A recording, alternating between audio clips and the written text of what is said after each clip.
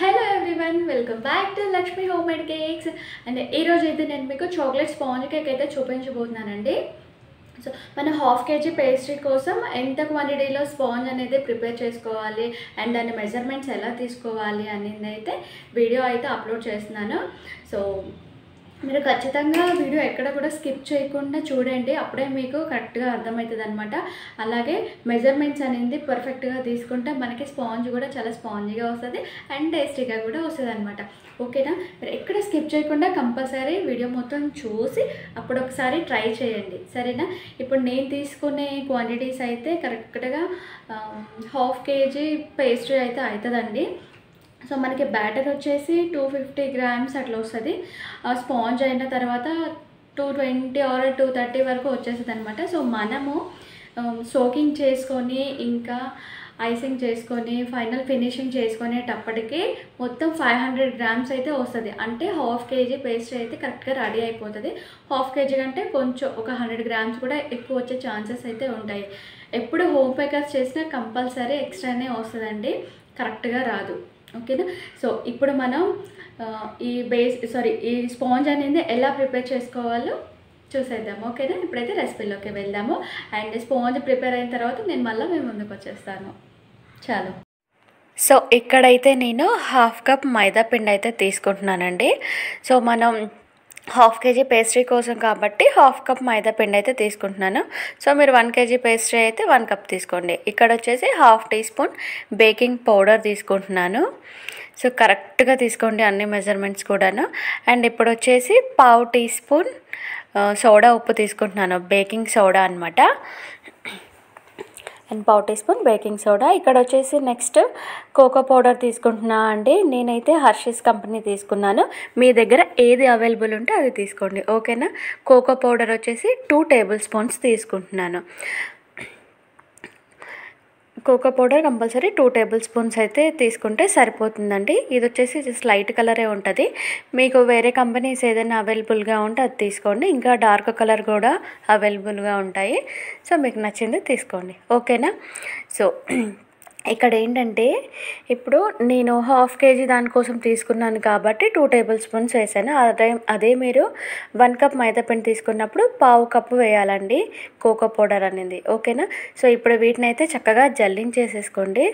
ఎప్పుడైనా సరే compulsory dry ingredients జల్లించుకోవాలి. అలా జల్లించుకోవడం వల్ల ఏంటంటే చక్కగా అవన్నీ కలిసిపోతాయి.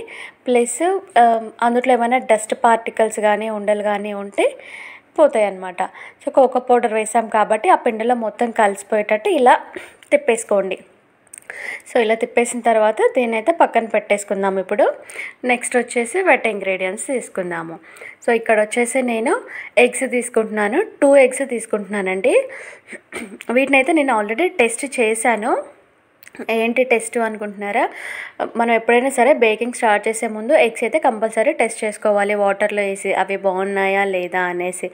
ఓకేనా? మీకు ఒకవేళ ఆ టెస్ట్ గురించి తెలియకపోతే ఒకసారి నా కామెంట్ సెక్షన్లో చెప్పండి, షార్ట్ వీడియోలో అయితే చెప్తాను. సో ఎగ్స్ అయితే వేసేసుకున్నాను. ఇప్పుడు వీటిని చక్కగా బీట్ చేసుకోవాలండి. ఇక్కడ మీరు చూస్తున్న బీటర్ అయితే నేను స్టార్టింగ్లో ఆన్లైన్లోని కొనుక్కున్నా అండి, ఫ్లిప్కార్ట్లోని. ఇది వచ్చేసి నాకు 400 to 600లో పడింది కాస్ట్. కాకపోతే 300 వాట్స్ కాదండి, 260 వాట్స్ ఏమో ఉన్నట్లుంది. ఇది బీటర్కి బాగా, అంటే ఇలా బీట్ చేసుకోవడానికి బాగా పనికొస్తుంది.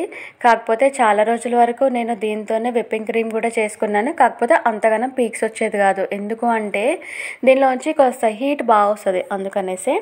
సో ఇక్కడ వచ్చేసి ఎగ్స్ని ఇంత ఫోమీగా బీట్ చేసుకోవాలండి. ఖచ్చితంగా ఇంతవరకు మీరు ఖచ్చితంగా బీట్ చేయాల్సిందే. ఇలా కాకుండా కొంచెం మొత్తం అయిపోయిందిలే అన్నట్లుగా అస్సలు చేయొద్దు. ఇంత ఫోమీగా అయితే రావాలి. సో ఇక్కడ వచ్చేసి నేను షుగర్ పౌడర్ హాఫ్ కప్ తీసుకుంటున్నా. హాఫ్ కప్ మైదా పిండికి హాఫ్ కప్ షుగర్ కప్ కరెక్ట్గా సరిపోతుంది అనమాట. ఓకేనా? ఇక్కడైతే నేను కొంచెం వేసుకుంటూ కొంచెం వేసుకుంటూ కలిపేస్తున్నా. ఒకేసారి వేయొద్దు, ఆ విషయం మీకు కూడా తెలుసు. ఎందుకు అంటే ఉండలు గిట్లా కట్టేస్తుంది కాబట్టి. సో షుగర్ పౌడర్ వేసిన తర్వాత కూడా కలిసిపోయిందిలే అనుకోవద్దండి. కొంచెం సేపు తిప్పేసి షుగర్ పౌడర్ వేసాక కూడా ఒక 2 to 3 minutes ఖచ్చితంగా బీట్ చేయండి. ఎందుకు అనంటే అది బాగా కలిసిపోవాలి దాంట్లోనే, లేకపోతే ఏమన్నా కొంచెం కొంచెం పలుకులుగా ఉందనుకోండి, సో అది కూడా అవుతుందన్నమాట. ఓకేనా. ఇక్కడైతే నేను చక్కగా ఒక 3 మినిట్స్ వరకు బీట్ చేసేసుకున్నానండి.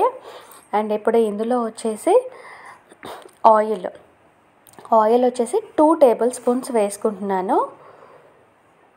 కంపల్సరీ 2 టేబుల్ స్పూన్స్ అయితే కరెక్ట్గా సరిపోతుంది. మీరైతే ఎగ్జాక్ట్గా మెజర్మెంట్స్ తీసుకోండి, కొంచెం అటు ఇటు కూడా తేడా చేయొద్దు, సరేనా. అండ్ ఇప్పుడు వచ్చేసి ఎసెన్స్ తీసుకుంటున్నానండి. 1/2 టీ స్పూన్ ఎసెన్స్ తీసుకుంటున్నాను, వెనీలా ఎసెన్స్. సో మీ దగ్గర చాక్లెట్ ఎసెన్స్ ఉంటే అది కూడా తీసుకోండి. సో నా దగ్గర అవైలబుల్ లేదు కాబట్టి నేను నార్మల్గా వెనీలా ఎసెన్స్ అయితే తీసుకున్నాను. ఓకేనా. సో ఇప్పుడు ఆయిల్ వేసాక కూడా 2 to 3 మినిట్స్ కంపల్సరీ బీట్ చేయండి. ఎంత బాగా బీట్ చేసుకొని ఎంత ఫోమీగా ఉంటే మీ కేక్ అనేది అంత ప్లఫీగా వస్తుంది అనమాట. ఖచ్చితంగా ఇది గుర్తుపెట్టుకోండి. సో మీరు ఎప్పుడైతే డ్రై ఇంగ్రీడియంట్స్ జల్లించి పక్కన పెట్టారో వెట్ ఇంగ్రీడియంట్స్ స్టార్ట్ చేసినప్పటికే ప్రీహీట్ పెట్టడం స్టార్ట్ చేసేసేయండి. ఓకేనా. అదే ఓటీజీ అయితే వెట్ ఇంగ్రీడియంట్స్ చేసేటప్పటికి ప్రీహీట్ పెట్టేసేయండి. నార్మల్ గ్యాస్ మీద అయితే స్టార్టింగ్ నుంచి పెట్టేసుకోండి. సో ఇప్పుడు నేను ఇందులోని డ్రై ఇంగ్రీడియంట్స్ అన్నీ కూడా కొంచెం కొంచెం వేసుకుంటూ కలిపేస్తున్నా అండి. సో అలాగే కంటిన్యూస్గా బీటర్ ఆన్ చేసి వేస్తూ ఉండొద్దు. సో కాస్త ఆపి కలుపుతూ ఉండండి. ఎందుకంటే మనం ఈ డ్రై ఇంగ్రీడియంట్స్ వేసిన తర్వాత ఎక్కువసేపు బాగా ఓవర్ బీట్ అయితే అస్సలు చేయొద్దు, సరేనా. ఎందుకంటే ఓవర్ బీట్ చేస్తే అది బాగా దగ్గరికి అయిపోతుంది, ప్లస్ పైన మొత్తం కేక్కి కొంచెం గట్టిగా వస్తుంది అనమాట. సో అలా అస్సలు చేయొద్దు. 1 మినిట్ లోపే, 1 మినిట్ వరకు అయితే చాలు, ఆ లోపైన చాలు అంతే. సో ఇక్కడ సైడ్లకు ఉన్నది మొత్తం క్లియర్గా చేసేసుకోండి. సో ఇలా నీట్గా తుడిచేసిన తర్వాత మళ్ళీ ఒకసారి ఖచ్చితంగా 1 మినిట్ అయితే బీట్ చేయండి. సో చూడండి ఇలా మొత్తం నీట్గా అయితే చేసేసుకోండి, సరేనా. సో ఈ బీటర్ తర్వాత నేనైతే అగారా బీటర్ తీసుకున్నాను. నాకైతే అది చాలా బాగా యూజ్ అవుతుందండి విప్పింగ్ క్రీమ్కి. ఓన్లీ విప్పింగ్ క్రీమ్కే వాడతాను అది. ఈ బ్యాటర్ వాటికైతే ఇది వాడతాను అనమాట. సో ఇలా నేను ఇప్పుడు ఇది మొత్తం చక్కగా 1 మినిట్ వరకు ఇలా బీట్ చేసేసాను. ఓవర్ బీట్ మాత్రం అస్సలు చేయకండి, సరేనా. సో ఇది మొత్తం బీట్ చేయడం అయితే కంప్లీట్ అయిపోయిందండి, మొత్తం కలిసిపోయింది. ఇక్కడ చూడండి, ఇక్కడ కట్ అండ్ ఫోల్డ్ మెథడ్లో నేనైతే కలిపేస్తున్నాను. సో ఇక్కడ మనం చూడండి బ్యాటర్ అనేది ఎలా ఉందో. మనం మిల్క్ యాడ్ చేయకపోయినా చూడండి ఎంత బాగా వచ్చిందో. సో మనం మిల్క్ అయితే అస్సలు యూజ్ చేయాల్సిన అవసరమే లేదండి, కొంతమంది మిల్క్ కూడా యూజ్ చేస్తారు. ఓకేనా. సో ఇప్పుడైతే నేను ఆల్రెడీ కేక్ ప్యాన్కి ఆ గిన్నెకి నేను మొత్తం ఆయిల్ అయితే స్ప్రెడ్ చేసేసుకొని అందులో బటర్ పేపర్ అయితే వేసుకున్నా అండి. అండ్ ఇప్పుడు ఈ బ్యాటర్ని మొత్తం ఇందులో అయితే వేసేసుకుంటున్నాను. సో మొత్తం నీట్గా తుడిచేసి వేయండి. ఇక్కడ వచ్చేసి మనకి బ్యాటర్ క్వాంటిటీ ఎంత వస్తుందో ఒకసారి అయితే మీరు అబ్జర్వ్ చేయండి. ఇక్కడ వచ్చేసి 255 అయితే వచ్చేసిందండి, 255 గ్రామ్స్ అయితే వచ్చేసింది.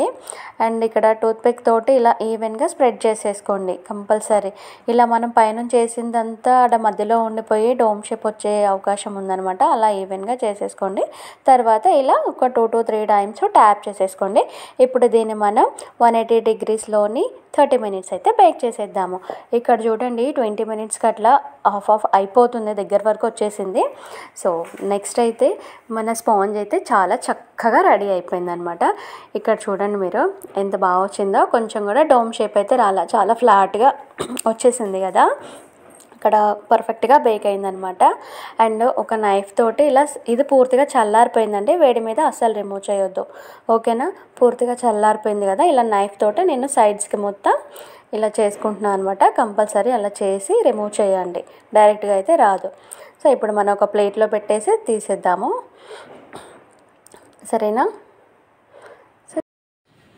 సో ఇక్కడ చూసారు కదా మన కేక్ అయితే రెడీ అయిపోయింది, ఎంత స్పాంజీగా వచ్చిందో కదా. సో మీకు ఒకసారి తీసి చూపిస్తా చూడండి.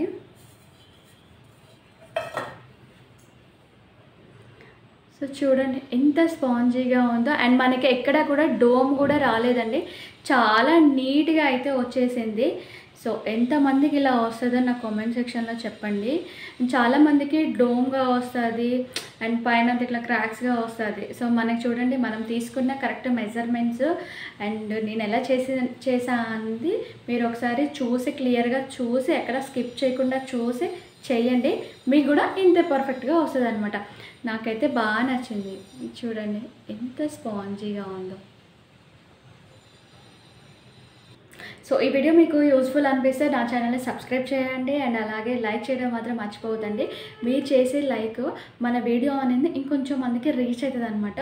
సో అందుకనే ఇంతగానో అడుగుతున్నా, లైక్ మాత్రం చేయడం అస్సలు మర్చిపోవద్దండి. అండ్ కొత్తగా చూసే వాళ్ళైతే ఖచ్చితంగా సబ్స్క్రైబ్ చేసుకోండి. ఇంకా మరిన్ని వీడియోస్ తోటి అయితే మేము ముందుకు వచ్చేస్తాను.